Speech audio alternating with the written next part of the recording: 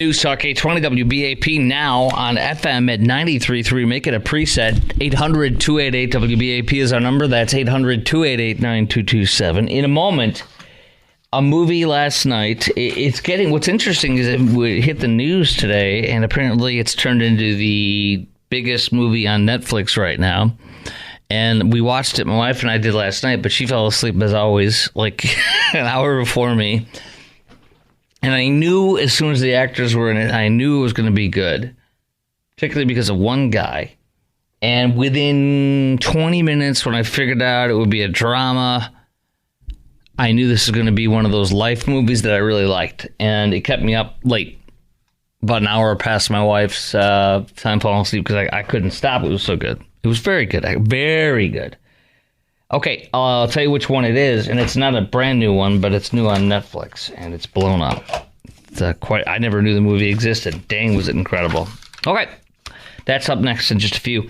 But this is on job interviews, worst things you've ever heard people say in a job interview, best or worst things you've ever heard, responses, best or worst responses to tricky interview questions. Or some of the worst, or one of the worst things you've heard people say or do in a job interview.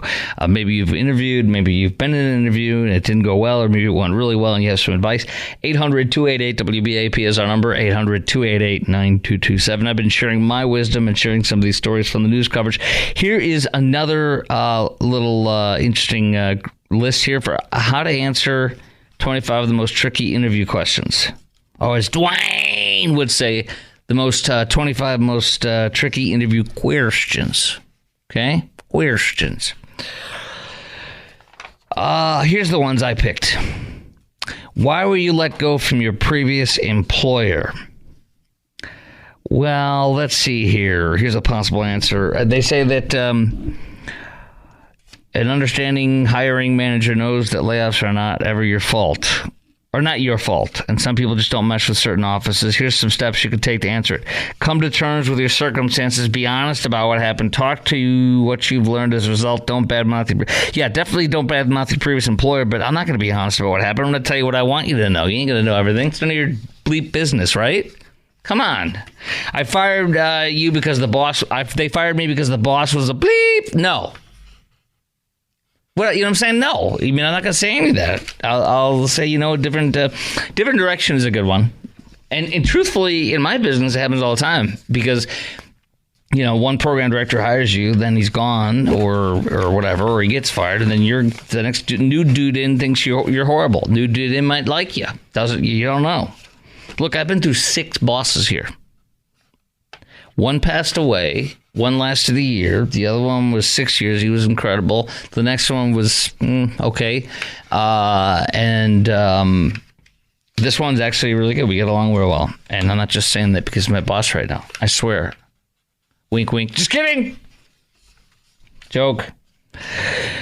No, we get along real well. He's a great guy. All right. But here's ultimately, why were you let go? Ultimately, this is their recommendation, possible answer. Ultimately, my work style did not mesh with their culture. Okay, that's horrible, right? Well, what's wrong with their culture and why, that's just, okay, how many tennis balls can you fit into the pickup truck? What would you do if some idiot in a job interview asked you, how many tennis balls can you fit into a pickup truck? I would laugh at them, wouldn't you? Not derisively laugh at them, but I'd laugh like, yeah. I mean, what is this? Is this a joke? I wouldn't say is this a joke, but I'd act like I'd laugh because I'd be like, what the? But in my mind, I'd be like, what the heck is this person? What are they, stupid? And I would say, you know what? My first response, because comedy always works. My first response, and they're trying to tell you how you could answer it, and think about it out loud and say, can I use a calculator? No. What I would say to them is, obviously, this is radio, so none of us are good at math here. Let's just be direct, right? Let's be honest. Second of all, I would say this is obviously radio. We know radio is brain surgery, right? Because everybody says, well, this isn't brain surgery. I was like, I like to tell you that it is. This is brain surgery, but it's not math. So next question. If they said, no, we're serious, and I wanted the job, I'd say, okay, well, what size is the bed of the truck? What size is how high is it? I'm not a mathematician. I'm going to be wrong, but I would probably have a moderately close answer. But this is stupid. I wouldn't say that part, but that's the stupidest thing. I can't even believe these idiots put this in here. Have you ever been asked such a stupid question as how many tennis balls can you fit into a pickup truck? I'd say, who came up with this question? Come here. Who is this? And bring him, come here. Smack him upside the head. Get out of here. You're fired. What is your greatest strength? That's easy. Whatever it is what it is. What's your greatest strength? Okay, what's your greatest weakness? What's your biggest weakness? I love this one. I like saying working too hard, but apparently that's a cliche. Have you heard of that one too, producer Gary? Like, that's not okay. That's we're told not to use that one. Don't try a cop-out answer like I'm a perfectionist. What if you are, though? You can't tell them the truth? You have to lie! They're telling me to be honest in this, but now they're telling me to lie! I need some help down here. 800-288-WBAP, 800-288-9227. Best and worst questions you've heard and tactics you've used that are good, or tactics you've seen people use that are bad in job interviews. Avoid technical answers like, I'm not great with Excel. Well, I can already tell you I'm not great at Excel. I don't know my butt from a hole in the ground with Excel, but my wife does. I don't know how to use that there Excel, but my wife does, I would say, right? No, I'm just kidding. I don't know. This is dumb.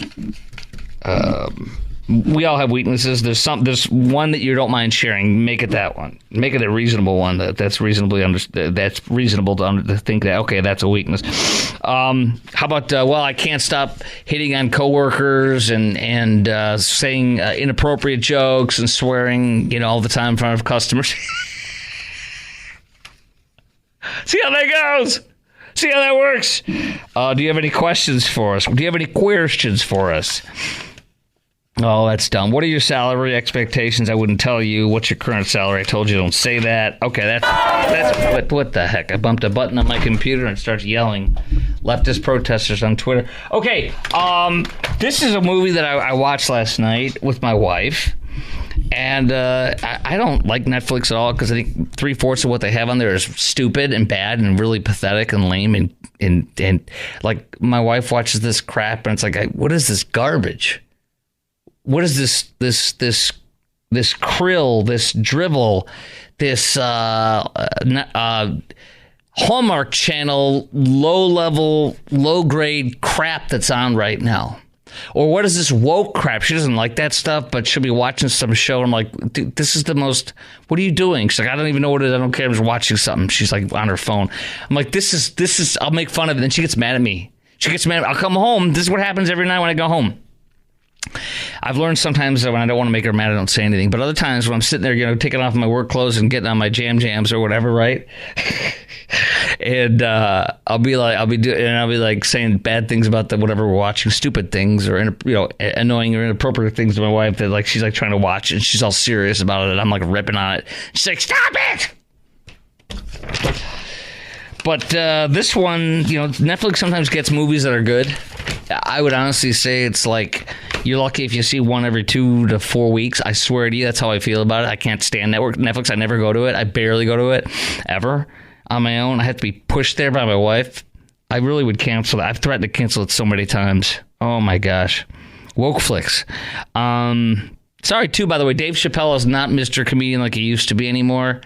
He spends the last 10 minutes on his supposed controversial trans jokes, and he's kissing trans people's butts 90% of the time. It's stupid. It's BS. It's half truthful and half politically correct. He is not who he used to be. He is not who he used to be. I have a trans friend. Oh, there you go. Put the stamp on it. It's like a racist saying he's got a black friend. Yeah. Get out of here. Get out of here. Do you remember his greatest skit ever? Do you know what his greatest skit ever is? The Prince basketball one? No. No, it is not. He had some good Prince ones. Yes! Yes! Yes! That one is so good. It's a fake Frontline from PBS. Frontline. Clayton Bigsby is a reclusive, a black. They just say he's a white supremacist, and then he's a black white supremacist. And so Dave Chappelle acts as this black white supremacist, and the lady at the school, he's blind, so he doesn't know he's black. So he grows up going to a deep South segregated, segregational time, whatever, all white blind school. And the lady's like, I just thought, the lady's the teacher, the headmaster, whatever. She's like, I just thought we would just assume don't say he's black, so nobody would be mean to him or rude to him. And so he grows up being a black white supremacist who's blind, not knowing. And it's Clayton Bigsby. It's the funniest skit in the world for the great Dave Chappelle. That was at his apex. That was the man at a 10 out of a 10, 11 out of 10, the best ever skit you'll ever see in comedy. Rick James one was good. Prince stuff was good. But this one was the best. Okay. Clayton Bigsby. Okay, but this movie on Netflix last night. And you may have seen it. We'll talk about it. It was very touching. It was very good. I'm serious now. All right. Not everything's funny. Not everything's games. Okay. Stop laughing. Get serious together now. 800-288-WBAP. I'll tell you what this movie is that's made the news today about how many people are watching and how it's gone nuts, even though the movie's from 10 years ago. But it's on Netflix, brand new. That's next on The Chris Crock Show on News Talk 820 WBAP, now on FM at 93.3. Make it a preset. 800-288-WBAP is our number, 800-288-9227. Okay, Netflix fans hail 2014 movie as the best they've ever seen, as it's given new life on the streaming platform. Never heard of the movie The Judge until last night when my wife played it. I get annoyed because she's like, I'm like, what is this? She's like, I don't know. I'm like, what are you doing? She's like, I'm not like you. She gets annoyed by me because I'll look at the 3 or 4 streaming services we have and see what's on there that's good and pick something, and she gets mad. Now, I'm not going to lie. Sometimes it'll take me 20 minutes to figure out what I want to watch, and she gets really mad. So I understand that. That's fair. I'm a little bit of an issue man here, as you would imagine. But it's called The Judge, and it is, I saw Robert Downey Jr., and I'm thinking, oh gosh, the stupid Iron Man, another stupid movie where it's Iron Man. And then I saw Robert Duvall was in it, Bobby Duvall, and I said, that's it. It's going to be incredible. I said, he's an Academy Award winner. He's an amazing actor. He's not going to be an idiot. By the way, he was in one comedy movie, that Christmas movie where he was the dad and they beat the crap out of each other. Do you remember that one? Do you remember that? What movie was that with, who's the guy from The Wedding Crashers? Vince Vaughn. When Vince Vaughn, and remember he's dating Reese Witherspoon or getting married to her, and they go for Christmas to his house in Vegas or something, and his brothers are hillbillies and they jump on him and beat the crap out of him, and his kids beat the crap out of him. Vince Vaughn Christmas movie. Let's see what it is with Reese Witherspoon. See what it's called. Okay, what's it called? What? 4 Christmases. I think that's it. Let me see. 4 Christmases. Yeah, that's it. Yes. And his brothers beat the living crap out of him, and then their kids get on him and start and kick him in the you-know-whats and punch him in the face and stuff.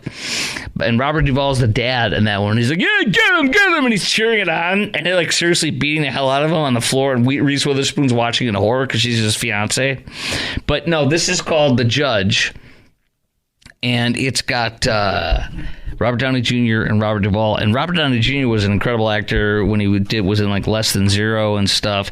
But then he had a real Less Than Zero thing with drugs and alcohol or whatever. And he got up on the straight and narrow, and he's an incredible actor. I just can't stand the stupid, lame superhero stuff. I've watched some of those movies, and they're okay, but I want to see something really good with them, whether it be drama or comedy. I don't know. Anyway, this was an incredible movie. And, man, it must be 2.5 hours long, maybe even 3. I don't know. But this was a life movie where it is a drama. Billy Bob Thornton's in it, which is interesting. Doesn't always mean it's going to be good with him, but he was in it, and It was very good. Okay, look at this. Jack Nicholson and Tommy Lee Jones were considered for the role, but Duvall got it. He was incredible. He was absolutely incredible. I highly recommend it. It's on Netflix. It's called The Judge, and his dad is a judge, and he's this mean, nasty dad, and mom dies, and they all come together, and dad's nasty and mean, and the dad gets in big trouble. I'll just leave it at that. As a judge who's for 42 years sat on the bench and been perfect. And Bobby Duvall gets in big trouble. He's the bad guy now, and his son defends him as a criminal defense attorney, and it all goes down there. But it was an incredible movie. You know the guy from what was the incredible movie that just wrapped up its season finale that won all the Oscars on HBO? I'll look it up real fast. Man, I can't remember the series, though. I always forget it, and I watched it. It was incredible. The Business Show. Man, it'll come up to me here. Yes! Thank you. Did you see that? Secession. Okay, Secession. The son from Secession is in The Judge, and he plays the younger brother who's mentally challenged, profoundly mentally, he's like a 12-year-old in a man's body, and he films the people all the time, and sometimes stop filming and this and that.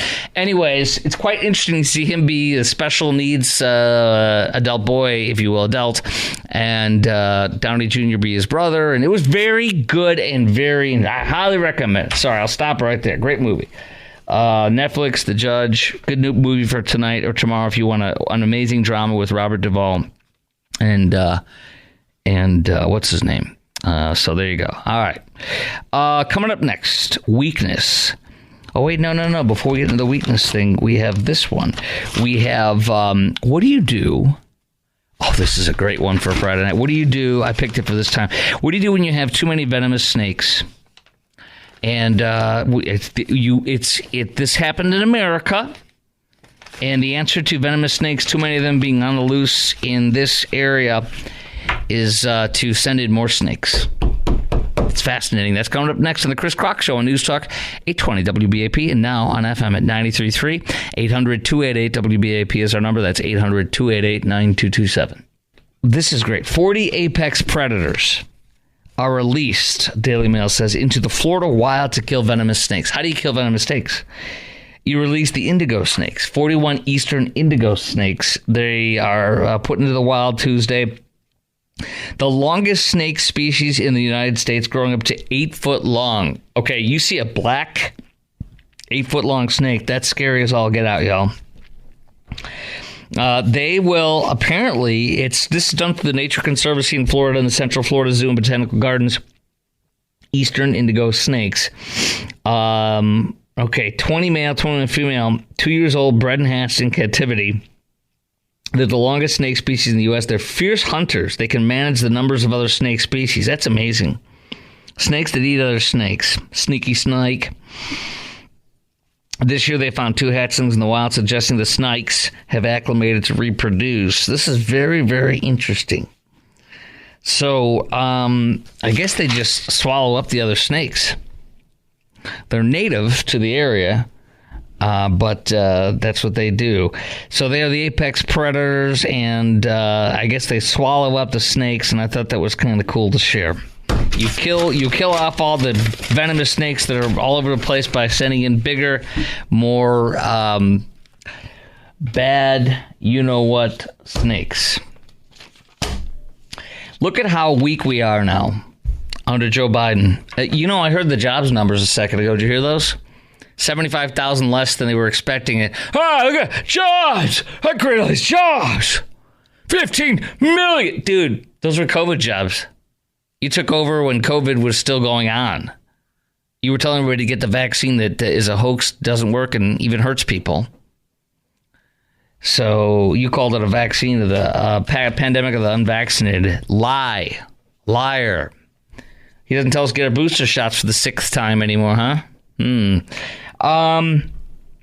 addition to that, the world is burning in the Middle East, in Ukraine, and in Afghanistan. I love how Karine Jean-Pierre, the most ignorant and horrible press secretary you have, but she checks the boxes. She was saying, well, look at Afghanistan. It's worked there. No, dude, do you really want to remind us of you releasing all the terrorists from Bagram Air Force Base and leaving a $1 billion state-of-the-art Air Force Base and $8 billion of equipment and gear and night vision goggles and machine guns and bombs and helicopters and planes to terrorists? Do you really want to mention that Al-Qaeda and ISIS have resurged there and will be striking us within 6 months to a year? And had the capacity to strike all over successfully, including they've already blew up 80 They blew up 80 Iranians at Qasem Soleimani's annual celebration of death or whatever. I don't know what you call his annual anniversary of his death that we killed him. I mean, ISIS is so dangerous. They blow up people in Iran. Now, they blow up so young too, don't they? Anyways, so they were bragging about that, and I'm like, these people are unbelievable. And remember, he freed thousands of terrorists from ISIS and Al-Qaeda, and one of them, ISIS ones, within 3 days of him setting them all free, abandoning Bagram, he blew up and killed 13 of our soldiers and wounded 38 of our soldiers. He set that terrorist free so he could kill us and our troops. And then when they came for the coffins, he looked at his watch and told them that he understands their pain because his son is he's a Gold Star dad too, because his son died in Iraq, which is a lie. Your son died from the most common form of brain cancer 5 years after he came back from Iraq. Had nothing to do with burn pits. Joe, your son died from a common brain cancer, the most common form of it. So, and by the way, do you understand? With this story I'm about to share with you from the Wall Street Journal today, it's shocking. The United States is now shuffling military assets in the Middle East after Gulf pushback. Here's the gist of the story overall. The Abu Dhabi Al Dhafra Air Force Base is no longer allowing us at the UAE, United Arab Emirates. They are no longer allowing our warplanes and drones based there to carry out strikes in Yemen and Iraq without notifying Emirati officials ahead of time. They're basically saying you're not going to be conducting wartime operations out of here to kill terrorists from the UAE anymore. Okay? So that's one big strike. The other one that we've been using is Qatar. And Qatar just informed us you're not going to be doing any airstrikes out of us. You can have your base here still, but you can't do airstrikes based out of here. Guess where the best place would be to do this out of? We wouldn't need permission from anybody. Bagram Air Force Base in Afghanistan. Guess how many people we should have left behind on Bagram to take care of strikes against ISIS and Al-Qaeda, and not relied on the complete lie that every intelligence expert tells the truth. There's no such thing as over-the-horizon technology. It's a stupid term to make it sound like they know what they're talking about. There is no over-the-horizon technology that can see and kill from above that's not based out of something like Bagram. Bagram is right next door to Iraq. It's right next door to Iran and Iraq, and could have done everything out of there. And it's right by China. And this stupid moron abandoned that. This stupid idiot. Trump was never going to leave Bagram. And now we have nowhere to bomb the bad guys that Joe Biden has lit on fire and caused to bomb us, bomb our allies, and do the October 7th terrorist attack. Because Joe Biden made it happen. He gave Iran all the money to kill us via Hamas, Hezbollah, and the Houthis in Yemen. That's Joe Biden. He gave them, they pumped 300,000 barrels of oil a day under Trump. Ready? 300,000 barrels of oil Iran pumped when Trump was president. The day Joe Biden took office, he lifted the sanctions. Iran has been pumping 3 million barrels, from 300,000 to 3 million a day. You know how much they supply for the world market now? 3% of the world's market. Iran provides 3% of the world's oil now because Joe Biden lets them. That was this. We're talking about I think $100 billion or $120 billion that Iran has gotten since Joe Biden took office to make them rich so they could kill Jews. That's what they do with their money. They kill Jews through Hezbollah, Hamas, and the Houthis. They kill Jews. And that's what Joe Biden's letting them do when he pretends like he's a friend of Israel. And he walked Israel for all this time. He would not let Israel finish the job fast.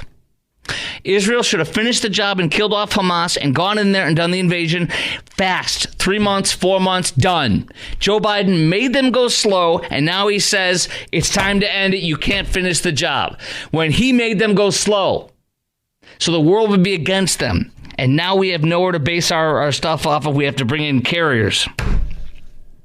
This absolute fool has ruined everything, which is why former President Hussein Obama's defense secretary, Bob Gates, wrote a book 10 years ago, 11 years ago, and he said, I love Joe Biden, great guy, but he is the worst. He's been wrong on every single foreign policy issue for 40 years straight, he said. And guess what else? It's been 10 more years. He has been wrong on every single foreign policy issue in 50 years. I would challenge you to name one right now that's happened. Afghanistan, Ukraine, this never would have happened. Ukraine, the war would never have happened with Trump. The Middle East, he armed and gave money. He's responsible for helping October 7th happen. October 7th couldn't have happened and been funded if it wasn't for Joe Biden. And now restrictions have been imposed on strike missions against targets in Iraq and Yemen, says UAE, and the same thing with Qatar in recent days.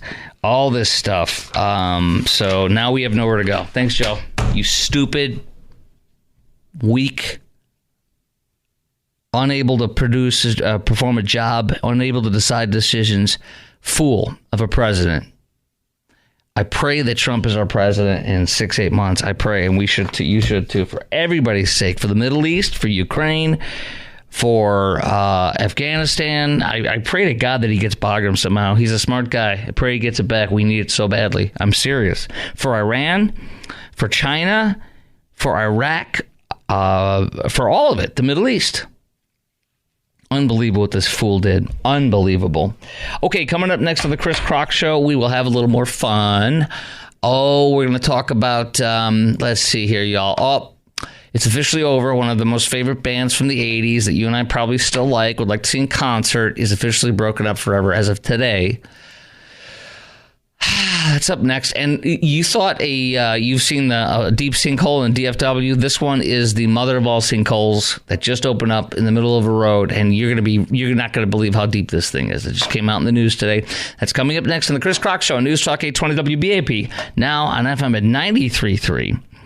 800-288-WBAP. If you want to respond to the weakness that Joe Biden's done in the Middle East now, do you think we would be having any of these problems? Here's my question for you on that. Do you think we'd be having any of these problems if Trump was in office instead? Any of these problems that I just talked about, particularly the Middle East? 800-288-WBAP, 800-288-9227. On News Talk 820 WBAP, now on FM at 93.3. Chris Crock Show. Deputies shut down Dallas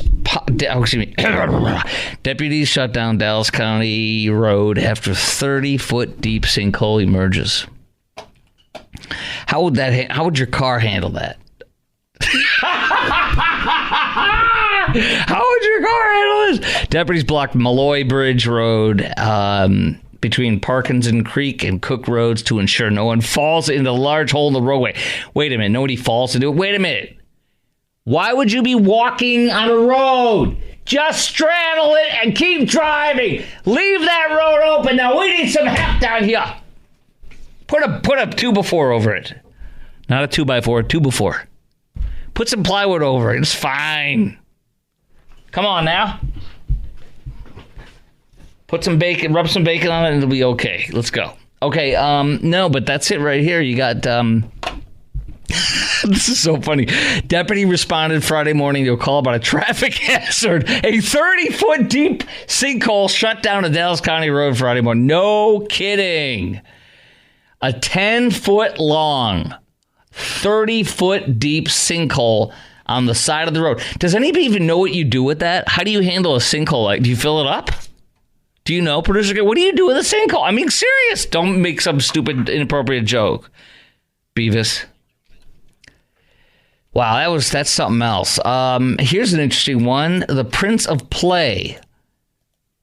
This is a North Texas man who created the iconic toys that shaped the childhoods of millions. He made the Boba Fett characters. that we have. I have the old ones now in our house, but they're like from the 80s, but they're not. Some of them are a little, kid played with it, chewed on or whatever. I don't know. But may the fourth be with you. Blah, blah, blah, haha. He's in great find. He's got a whole bunch of treasures and rare action figures from Star Wars and Care Bears. Okay, dude. Pedo alert, and pound puppies. Pedo alert. Oh, wait, no, it was his job. Okay, his job was this. All right, fine. I was just kidding. That was a joke. He built Star Wars spaceships. Oh, my gosh, dude. That guy probably built my AT-AT and my Millennium Falcon. I have the Millennium Falcon at home now, but it's missing a few parts. Dang it. That was mine. I had the good stuff. My brother had the bad stuff. He had Darth Vader's X-Wing fighter, whatever it's called, or no. But I don't know. He had the Death Star and the other one. I had the good guy stuff. I had Hoth. I had the good stuff. I had the Tauntaun. Come on, baby. Yeah, that it was bad? What do you mean bad? Like cool bad? No, okay, no. He had that. He had the added. I'm sorry. I had the two-legged one. The good guys. No, they were bad too, weren't they? Man, I don't know anymore. He had all the bad. He likes dark meat. I like the white meat on the turkey, the good stuff. He got the bad stuff, the Darth Vader stuff, and I got the good guy stuff. It's so perfect. I'm serious. That's just how it worked. He didn't mind. He liked it like that. I guess somebody's got to be the bad guy. Sure ain't me. Come on now. Okay, let me share this with you.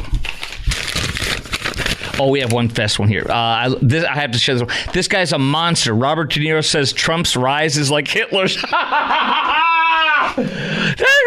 I love this guy. Trump is Hitler. He's a monster. Thank you, Robert De Niro. Okay, thank you. Okay, next.